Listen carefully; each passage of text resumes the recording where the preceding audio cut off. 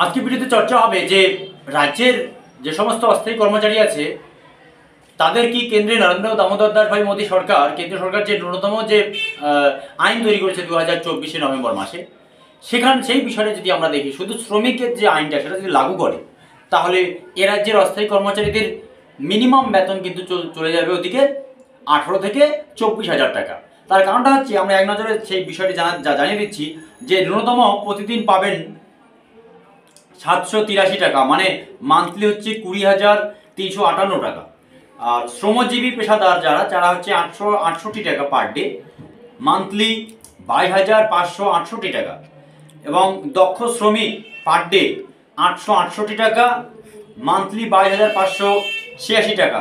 দক্ষ শ্রমিক এবং কেরানি হলো পার ডে 954, প্রতিদিন মাসে 24,804 টাকা।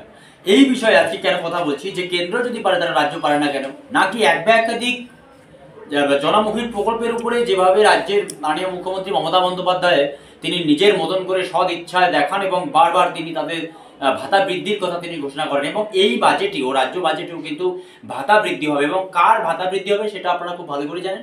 কিন্তু আশঙ্কা প্রকাশ করছে সমস্ত যত অস্থায়ী কর্মচারী আছে তাদের ন্যূনতম 18,000 টাকা বেতন করুক রাজ্য সরকার।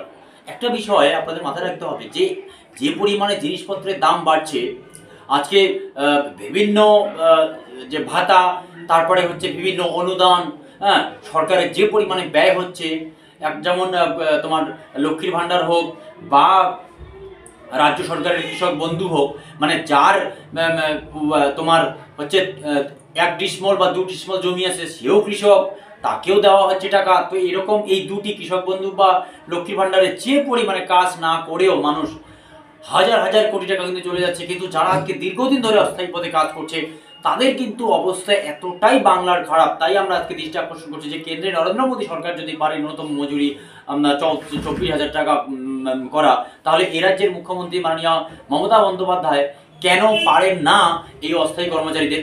তাই আজকে ভিডিওতে চর্চা হচ্ছে যে মিনিমাম বেতন প্রতিটি অস্থায়ী কর্মচারী, তোমার আশা কর্মী হোক, অঙ্গনওয়াড়ি হোক, হোমগার্ড হোক, সিভিক ভলেন্টিয়ার্স হোক, তারপর হচ্ছে ভিলেজ পুলিশ হোক, প্যারা টিচার হোক, প্রাণী মিত্রা হোক, এবং অঞ্চল থেকে শুরু করে সমস্ত দপ্তরে যে অস্থায়ী পদে যারা আছে 5,000 টাকা, 7,000 টাকা, 8,000 টাকা, 3,000 টাকা, স্কুল থেকে শুরু করে সমস্ত ভিডিওর মাধ্যমে দৃষ্টি আকর্ষণ করছি রাজ্যের মাননীয় মুখ্যমন্ত্রী মমতা বন্দ্যোপাধ্যায়ের কাছে, যে ন্যূনতম বেতন যদি 18,000 টাকা না হয় তাহলে কিন্তু এ সমস্ত কর্মচারীদের আগামী ভবিষ্যৎ কিন্তু যথেষ্ট চিন্তার কারণ। তার কারণ এই বাজেটে বছরে একবার করে বাজেট, সেখানে মাত্র 500,000 টাকা করবে বাড়বে, এতে কিন্তু তাদের নুন আনতে পান্তা পড়ছে। মানে দৃষ্টি আকর্ষণ করছে এই কারণেই যে ন্যূনতম বেতন, রাজ্য সরকার একটি নতুন গাইডলাইন চালু করে অস্থায়ী কর্মচারীদের জন্য ন্যূনতম বেতন 18,000 টাকা দেওয়া হোক।